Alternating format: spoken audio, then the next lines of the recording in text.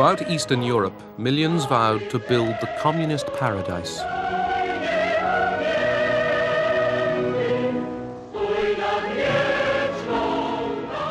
They toiled to carry out orders and plans dictated from Moscow.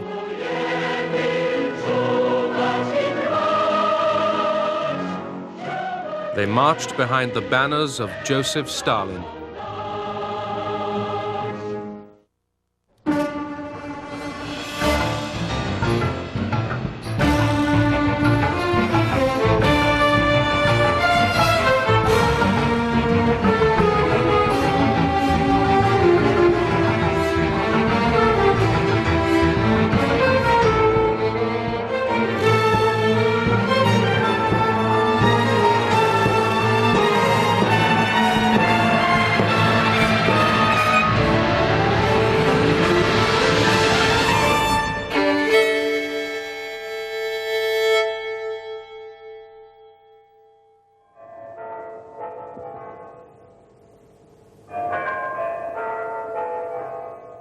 March 1953.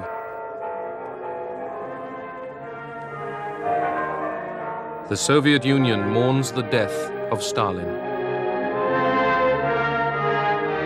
For almost 3 decades, Stalin ruled supreme. How would they manage without him? It felt as if the whole world was about to collapse. We wondered what was going to happen to us. We thought of Stalin as our father who would always look after us.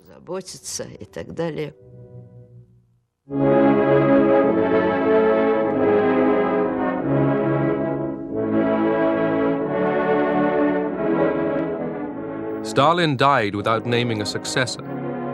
A collective leadership emerged, led by Georgy Malenkov, Lavrenti Beria, Vyacheslav Molotov, and Nikita Khrushchev.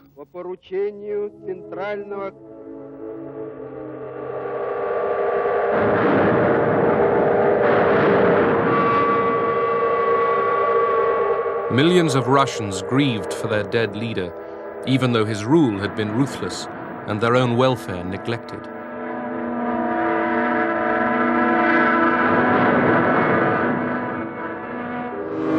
Stalin had transformed the Soviet Union into a superpower, but at his death, relations with America and the West had seldom been worse. For 10 years, the world has been dominated by the malignant power of Stalin. A new era begins, an era in which the guiding spirit is liberty, not enslavement, and when human relations will be those of fraternity, not one-man domination. America, too, had a new leadership. President Eisenhower, Secretary of State Dulles, and Vice President Nixon pledged that they would roll back the frontiers of Soviet power. Eisenhower and Dulles had accused the Truman administration of being soft on communism. Now they had the opportunity to challenge Soviet power. But could Eastern Europe be freed from Soviet domination without a nuclear war? Dulles had talked about liberation, but Eisenhower had insisted that he do so, that when he did so, he couple it with by peaceful means. And so it is not at all obvious how a liberation in the sense of rollback could be achieved merely by peaceful means. The Soviet Empire extended across Europe into Hungary, Czechoslovakia, Poland, and into East Germany, which called itself the German Democratic Republic. Stalin had chosen Walter Ulbricht as the ruler of East Germany. He headed a regime servile to Moscow. After Stalin's death, Ulbricht pressed on, rebuilding his part of Germany along Stalinist lines. Und unsere Straße veränderte ihr Gesicht. Wo vor Monaten noch Ruinen standen, waren Konstrukteure, Maurer und Zimmerleute an der Arbeit. Heavy industry was built up to meet the demands of the Soviet economy. Workers were ordered to increase their output. Everyday needs were neglected. Die Normalbevölkerung lebte. The average person lived very badly. Die Versorgungslage war teilweise katastrophal. If you're talking about the things everybody needs, like heating, coal, electricity, these things were all rationed. Für Feuerung, Kohlen beispielsweise. Dann tägliche Electricity for domestic use was simply not available. War also nicht genügend Elektrizität The morale of the population dropped to zero. Die Moral der Bevölkerung war, ich würde sagen, unter Nullpunkt. Like Stalin, Ulbricht tolerated no opposition. The secret police, the Stasi, had its informers everywhere. Many churches were closed. Censorship prevailed. But East Germany was unable to stop people deserting to the West. Travel to the British, American, and French sectors of Berlin was open to East Germans. Thousands simply packed their bags and left. The flow of East German refugees to sanctuary in the western sector of Berlin reaches record proportions with news of the death of Stalin. Conditions are none too comfortable for these people, but they are happy to be beyond the reach of the Reds.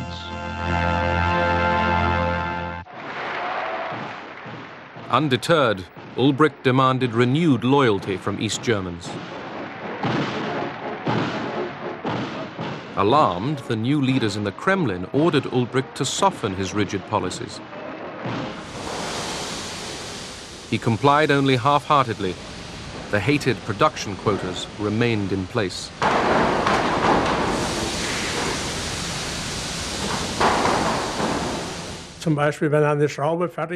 If you were timed with a stopwatch to make a screw, and it took you 4 minutes, you were now expected to do it in 2.5.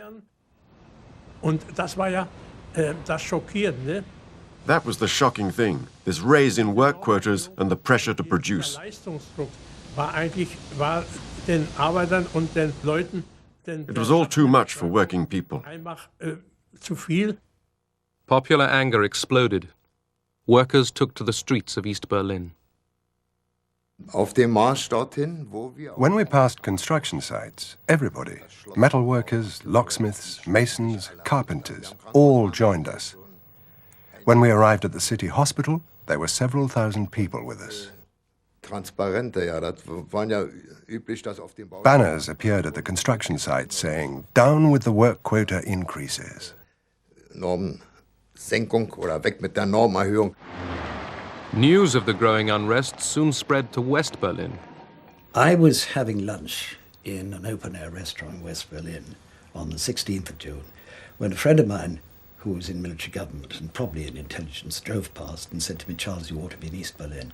So I got into my car and I went over and ran into the building workers who by that time had left the building sites, were on strike and were marching through East Berlin. And where I caught up with them was near the Friedrichstraße Bahnhof station, the main station right in the middle of East Berlin. And by that time, striking in itself was a political act, was an act of rebellion. But marching through the streets was something more, was almost kicking off a revolution.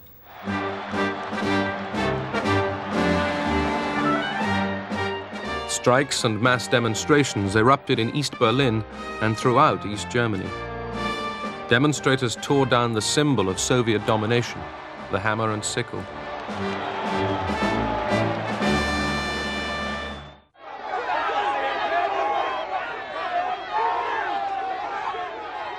Government authority in East Berlin collapsed.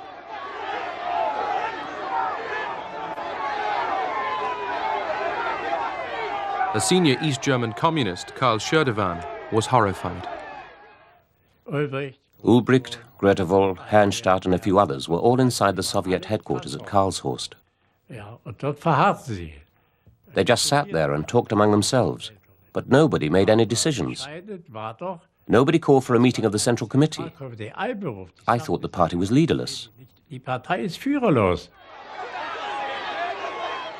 The demonstrators vented their anger on all visible reminders of communist rule.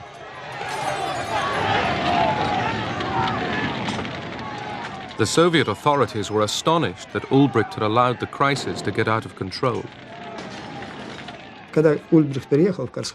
When Ulbricht arrived at the Soviet headquarters at Karlshorst, he telephoned Karl Scherdevan and asked him what was going on. Scherdevan reported that there were a lot of drunks in the crowd and they were smashing the windows and were about to break in. Ulbricht put the phone down and said in German, "It's all over." He said it in a way which, in Russian, roughly translates as, "It's the end." I wondered, what did it all mean? Even if they smash the windows, they have no weapons. It will take us no more than 5 minutes to sort them out. They were trying to elect a strike committee from the leaders of the workers when 4 Russian tanks drove into the square, 4 abreast, and went straight for the crowd. And I remember one man got caught and was run over by a tank. Russische Panzer stoßen vor. Werkzeuge der Gewalt gegen die Freiheit. Mit dem Mut Verzweifelter gehen die Arbeiter mit Eisenstangen und Steinen auf die Panzer los. Der Ruf nach Einheit und Freiheit erschallt noch lauter. Da peitschen die ersten Schüsse durch die Straßen.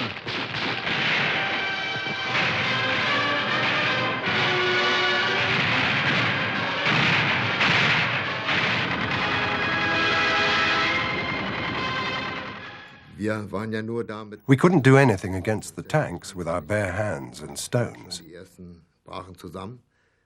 As soon as the firing started, people began to drop down, wounded or dead. The shooting broke up the demonstration. For us, the dream of freedom was over. Soviet troops quelled the revolt throughout East Germany. At least 40 people were killed and thousands were arrested. It was the first time that East German and Soviet troops closed off the Soviet sector of Berlin from the rest of the city. The British, the Americans, and the French were all for a quiet life. Their concern was to have security of the access routes to West Berlin, that they wouldn't get into difficulties with the Russians. That was all they were interested in. They did not want to get involved.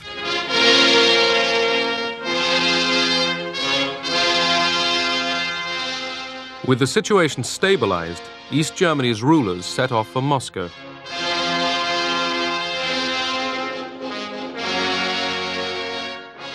Outside of the Soviet bloc, few countries recognized Ulbricht's German Democratic Republic.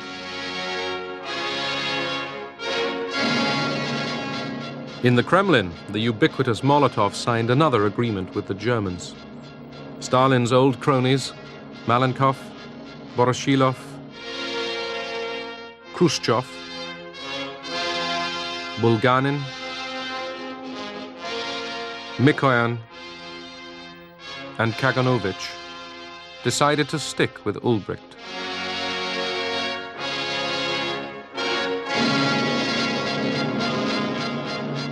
Carefully orchestrated for the cameras, the Politburo bid farewell and good fortune to their East German comrades. One person was missing, Stalin's secret police chief, Lavrenti Beria. The Kremlin claimed he spied for the West. Later that year, he was executed.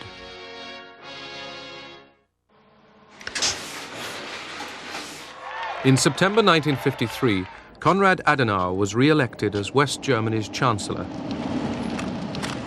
Adenauer wanted his half of Germany to become a partner in NATO, the West's military alliance. We wanted a strong NATO as a defensive barrier against the Soviet Union. We also wanted to prevent any expansion of the Soviet Union into Western Europe. We could only achieve these aims if we had a West German army.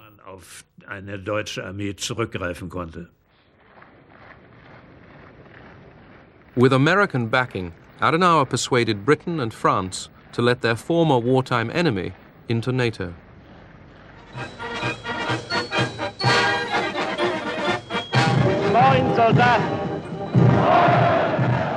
In 1955, West Germany was allowed to form an army.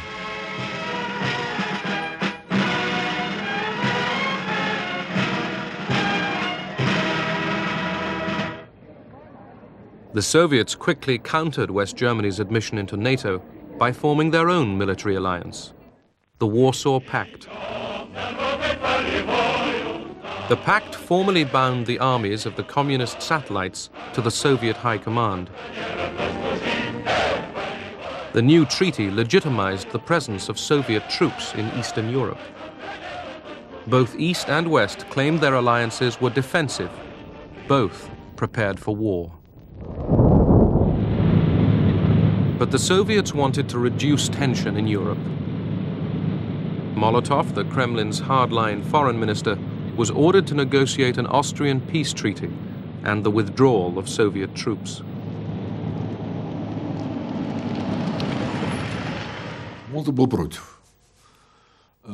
Only Molotov spoke against it. The others were more restrained. He said, "Why should we withdraw? We're very comfortable there." That was his position. But most of the Soviet leaders disagreed with him and thought we had to make a goodwill gesture and start talks in Europe. In Vienna, Molotov joined John Foster Dulles and the British and French foreign ministers in signing a peace treaty. Österreich ist frei.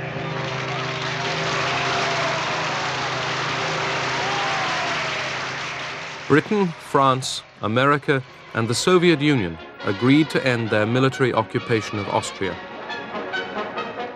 In return, the Austrians promised permanent neutrality. 10 years after the end of the Second World War, the West and the Soviet Union withdrew their troops. Their departure encouraged some people to hope that one day Soviet troops might also pull out of Eastern Europe. In the Kremlin power struggle, Khrushchev had outmaneuvered Malenkov and Molotov. In 1955, he led a Soviet delegation to Yugoslavia. Khrushchev wanted to repair the damage Stalin had caused by expelling President Tito's Yugoslavia from the communist bloc. My father, he told that these people fought against fascism. And really, it is only one country in the Europe who won itself, not by the help of the Soviet Union, itself. So he told, I have to go there, not invite Tito in Soviet Union, because we are a big country, and we have to show them that we were wrong. Tito's Yugoslavia remained the only communist country in Europe independent of the Kremlin.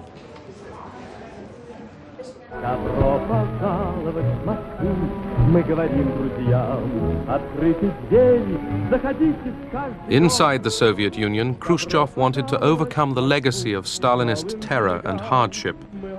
He put more resources into the production of consumer goods and housing.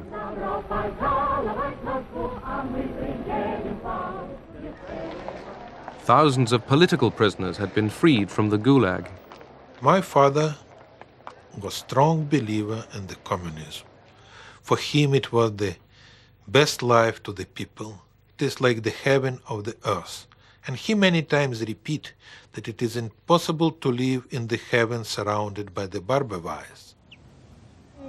Khrushchev used the 20th Soviet Party Congress to end the hero worship of Stalin and expose the cruelties of his dictatorship.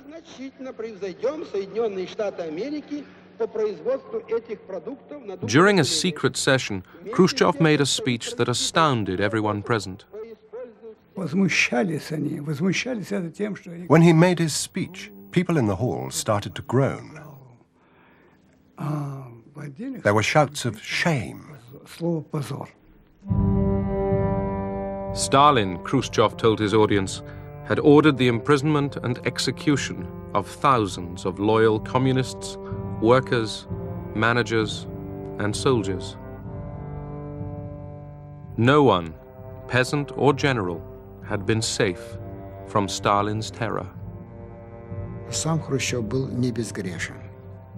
Он тоже принимал Khrushchev himself wasn't without guilt. политики, которая считалась в нашей стране при Сталине.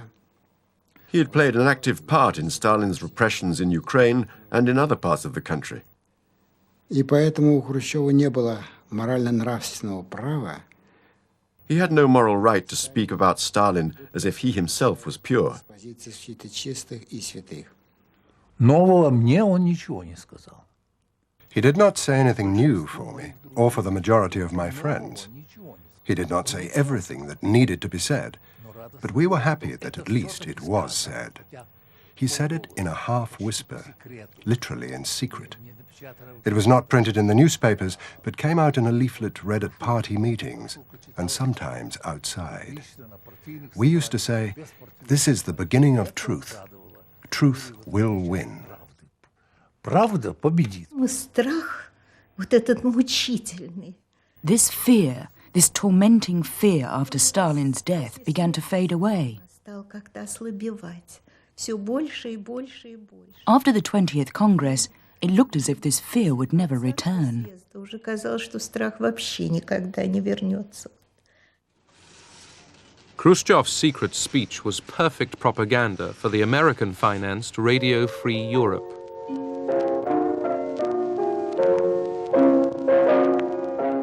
The text of Khrushchev's speech was broadcast after the CIA received a copy from the Israeli intelligence service. They were just repeating for 24 hours, 1 hour speech, over and over and over again. And this was to the party people who were brainwashed, were led to believe, and they did believe, that Stalin is God, that he couldn't make any mistake. Everything he did was infallible. Suddenly, their faith, their religion collapsed. Poland was fertile territory for Radio Free Europe's message. Stalinist policies had brought Polish workers close to revolt. After years of shortages and hard work, they wanted change. In June 1956, workers in Poznan demanded bread, liberty, and freedom for the Roman Catholic Church, and above all, an end to the Soviet domination of Poland. The demonstrators were met with Polish tanks and Polish bullets. 74 people were killed. Young protesters faced a show trial to which foreign journalists were invited. What really shocked the government, the regime, was that it was the workers who rose. It was not the people that they were afraid of. It was not the sort of intellectuals. It was not people involved in politics. It was real workers, and they were disgusted. So that was a terrible blow to the regime. The uprising in Poznan fueled the spirit of rebellion. Backed by Polish workers, reformers in the Communist Party made ever more radical demands. Some even called for the withdrawal of Soviet troops. The reformers turned to Władysław Gomulka, a patriotic communist imprisoned under Stalin. Without consulting the Kremlin, Polish communists chose him as their new leader.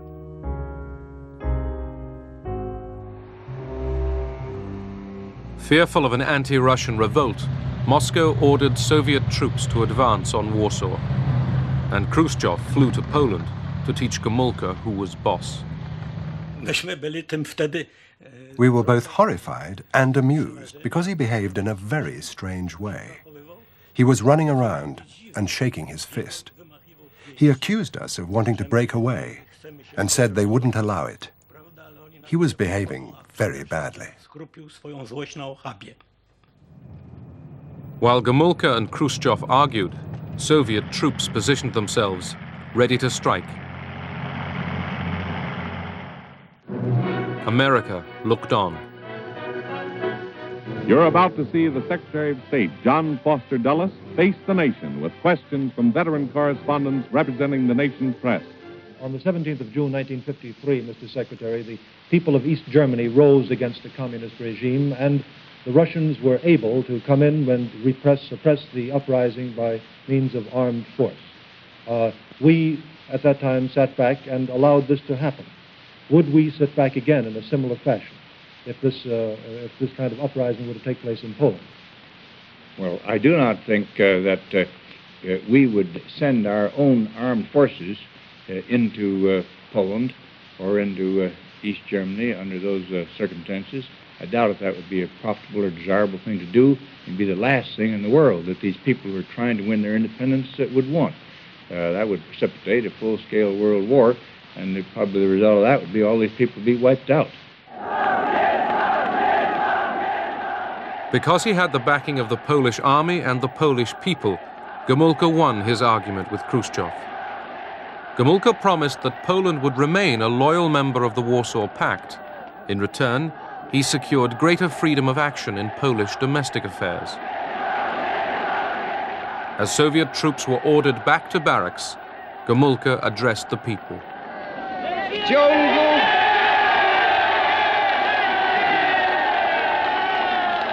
W ciągu ubiegłych lat nagromadziło się w życiu Polski wiele zła, wiele nieprawości i bolesnych rozczarowań. Idee socjalizmu, przeniknięte duchem wolności człowieka i poszanowania praw obywatela, w praktyce ulegały głębokim wypaczeniom. Słowa nie znajdowały pokrycia w rzeczywistości. Gomulka's promise of a freer, more Polish nation calmed the demonstrators. Gomulka mi opowiadał, że parę lat potem Gomulka told me a few years later that he had a conversation with Soviet Marshal Zhukov, who had been drinking. siedział obok Gomulki i Zhukov said, "We were so well prepared that we could have been all over Poland in 3 days. We had very detailed plans." Myśmy byli tak przygotowani, że w ciągu 3 dni byśmy wszystko u was opanowali. And Gomulka replied, "Did you plan how many people on both sides would have perished?" Również ile będzie ofiar po obu stronach.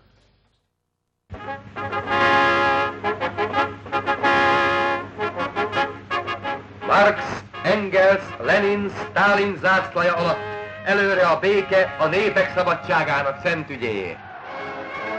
After Stalin's death, Hungary had remained under the ruthless dictatorship of Matyas Rákosi. It was a saying at that time, it was like a joke.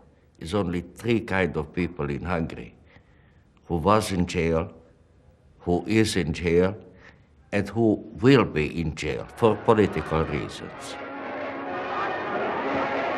Like Stalin, Rákosi killed and imprisoned his rivals, but people were expected to cheer and conform.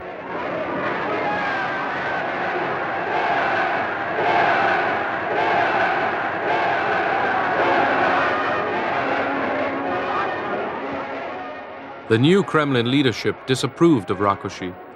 A senior Soviet official was sent to deal with him. 2 hét múlva jött Mikoyan, az örmény. Mikoyan, the Armenian wheeler dealer, arrived. Rákosival mentünk ki Rákosért. Rákosi and I went to meet him at the airport and took him back by car. És hoztuk be Mikoyan.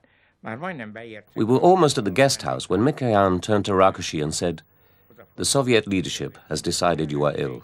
Úgy döntött, hogy maga beteg. Well, Rákosi didn't think he was ill. But of course, in those days, illness was a political decision. Mikoyan continued, "You will need treatment in Moscow, so you will have to resign." The Soviets allowed Andras Hegedus to remain prime minister. But reformers in the Hungarian Communist Party sought a leader more independent from Moscow. They wanted Imre Nagy to take over. Like Gomulka in Poland, Nagy was seen as a leader who would reform the party. The Soviet embassy in Budapest was uneasy. Ambassador Andropov sensed the possible danger and warned Moscow. He sent a lot of telegrams, he made phone calls, and even went to Moscow himself. He tried to warn everybody, but it was all in vain. Khrushchev thought he could cope with the situation.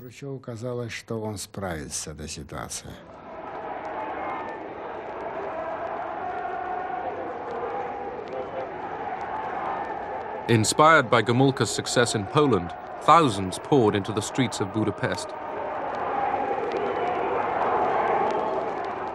Students and workers demanded free speech, the disbanding of the secret police, and the withdrawal of Soviet troops. They paraded Hungarian flags with the communist emblem torn out. I was stopped halfway across Margit Bridge by women students. One of them asked me for my army cap. She pinned the Hungarian national colours to it and thrust a leaflet into my hand. It contained 14 demands. I could agree with 13 of these demands, but I couldn't agree with the 14th, which called for the withdrawal of Soviet troops from Hungary. This was a demand which we couldn't possibly achieve. The demonstrators carried portraits of Imre Nagy. Communist reformers urged him to take charge. Imre Nagy was suddenly taken from his home to the parliament, and he had spoke of some minutes. He began saying, "Comrades," and then the crowd roared and said, "We are not comrades." Nagy had misjudged the popular mood. Hungarians wanted immediate and radical change. In the center of Budapest, an excited crowd toppled the monument to Stalin. Nagy stayed silent when Hungary's tottering communist leadership called on the Kremlin to crush the growing unrest. I got a telephone call from my divisional commander in Segled. He told me, "You've got to go to Budapest. It's urgent." I asked, "What are my orders?" I was told that orders would be given when I arrived in the city.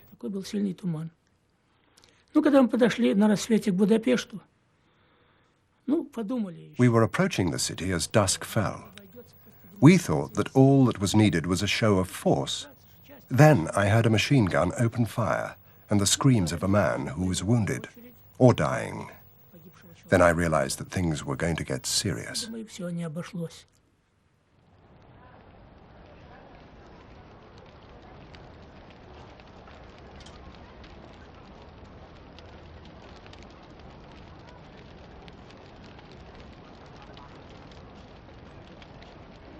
Armed civilians had prevented Soviet tank reinforcements from entering Budapest. The Hungarians had equipped themselves with Molotov cocktails, rifles, machine guns, and enthusiasm. I don't know how the guns work, but one older man, his name was Pistobachi, he says, "Don't worry about it, I'm gonna teach you." And then I looked at the gun was bigger than me. They explained to me and showed me a couple of times. And the very first time I had to use it, I closed my eyes because, I was scared. I never used gun before. So then I looked around and there was a couple soldiers there. And they teared up from the uniform, they had stars for the Russian stars, so they teared it off. And they said, "Don't worry about little girl, we take care of you." Quite a few times I wanted to go home. Maybe the next bullet is going to be mine. And I started to go. And when I saw the 14, 15-year-old kids dead, I said, I was in the service for 2.25 years. I know how to handle a gun. And I'm going home, and I'm going to leave these kids to die for our country. The shape kept me there. During 4 days of fighting, the Budapest revolutionaries stood their ground.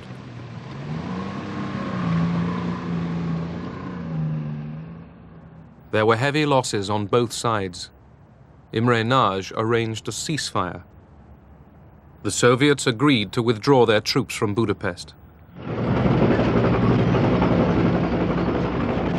The Kremlin hoped Nagy, now Prime Minister, could restore communist authority.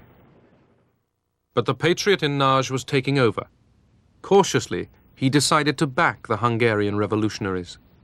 Magyarország népe a múlt héten tragikus gyorsasággal törekvett a véres események. De az is vitathatatlan, hogy ezekben a megmozdulásokban elemi erővel bontakozott ki egy nagy, egész népünket átfogó és egyé forrasztó nemzeti demokratikus mozgalom.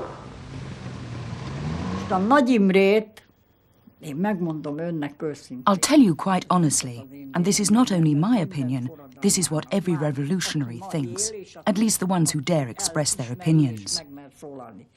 Nagy Imrét mi csak akkor. We only recognized Imre Nagy as our prime minister when he actually acknowledged the revolution. Amikor ő fölvállalta, és nem azt mondta. He announced, "This is not a counter-revolution, this is a fight for freedom." Forradalom van, hanem azt mondta, hogy ez szabadságharc. During the fighting in Budapest, many people had taken refuge in cellars. As they emerged, they found much of their city in ruins.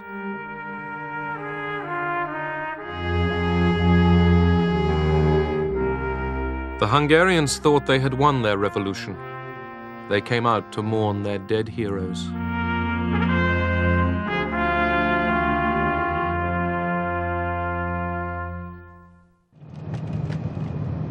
Western correspondents flocked to Hungary to report on a victory. What do you hope will happen now? We hope that our country will be entirely free and we can work and we can have free connections with West, newspapers. People were enormously optimistic that life had changed. Everywhere in the country, the Hungarian tricolour was flying with the middle torn out, the communist emblem torn out. It seemed to be, a completely liberated country. Many Hungarians looked to America and the West to guarantee their revolution. Behind me is the Blue Danube in Budapest. The scene is calm enough here, but the rest of this city is in a bloody turmoil. For more than a week, the Hungarian rebels have been attacking the signs of Soviet tyranny. It's become a platitude to say of a people that they've earned their freedom. But it's the only thing that can really be said of the Hungarians today. Whether they will be free is still in the issue. But if sheer guts can win freedom, they'll win. The West's attention was diverted by another crisis far from Europe. An extraordinary military venture was beginning in the Middle East. Egypt's Suez Canal was attacked by Britain, France, and Israel. America hadn't been consulted and was infuriated. So too were Hungarians. We went to interview the head of the resistance in Győr, which is the main town in Western Hungary. And he gave us an interview. And then he said, "You have wrecked, you the British, and of course the French, have wrecked our rising by starting a war in the Middle East. This will put the Russians in a position where they can in fact act with impunity because the world's eyes will be on the Middle East and not on Hungary." So they were angry.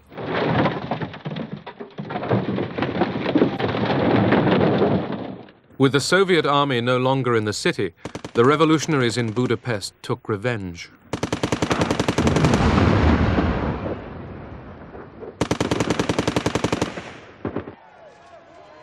Communist Party offices were destroyed. The red flag burned. Secret policemen were strung up. With Imre Nagy in power, There was an orgy of bloodletting in the streets of Budapest and other cities. I saw people being strung up by their feet, people being publicly humiliated and trampled on. The Soviets sent more troops into Hungary. Prime Minister Nagy tried one last gamble. With Austria in mind, Nagy declared Hungarian neutrality and divorce from the Warsaw Pact. He hoped international pressure would stop the Soviets crushing the revolution. Imre Nagy's government was not a legitimate one. Therefore, any decision it took concerning the Warsaw Pact, which Hungary had joined according to its own laws, was, to put it mildly, invalid.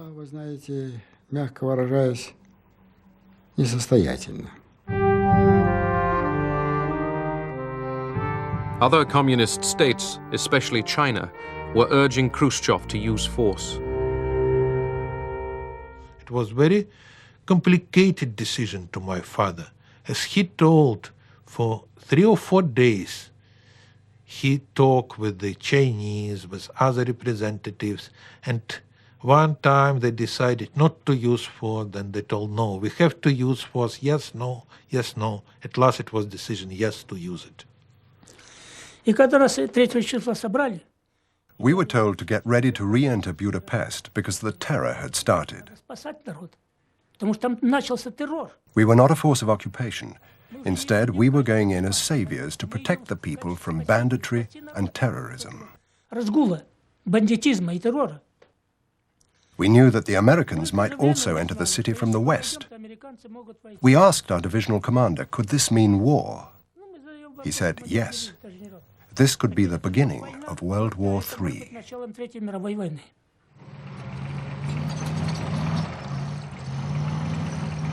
On November the 4th, 1956, the Soviet army re-entered Budapest. I called up Imre Nagy and I then told that, Mr. Prime Minister, all the signs we observed, the massive troop employment, the unrestricted shooting, now the attack against the final perimeter of Budapest, all of this suggests to me that we are in war with the Soviet Union. I recommend that you as Prime Minister state for the nation, for the world, that Hungary is in war with the Soviet Union due to the Soviet aggression.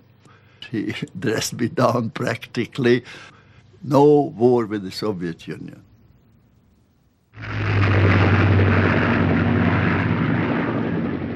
Khrushchev had ordered the attack after the Americans had let him understand that as far as Eisenhower was concerned, Hungary belonged in the Soviet sphere of influence.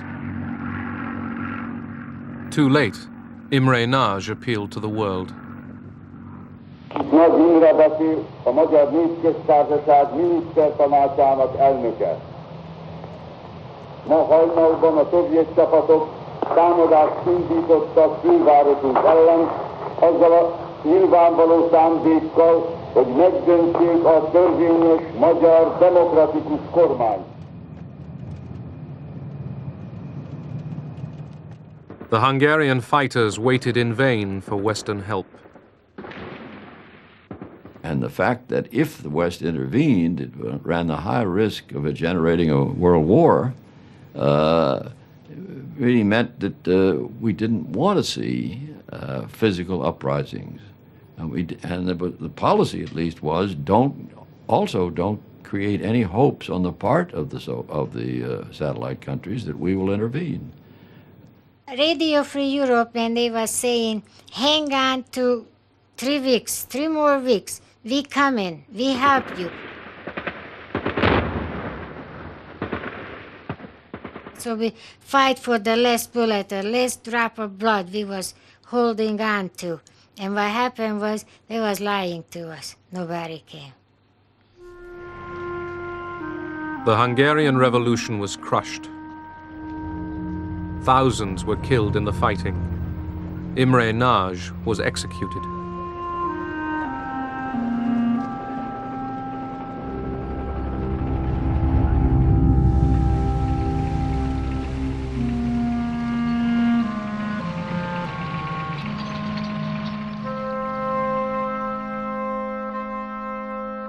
200,000 Hungarians fled into Austria before the frontier was sealed by Soviet troops. The millions who stayed behind in Hungary were prisoners.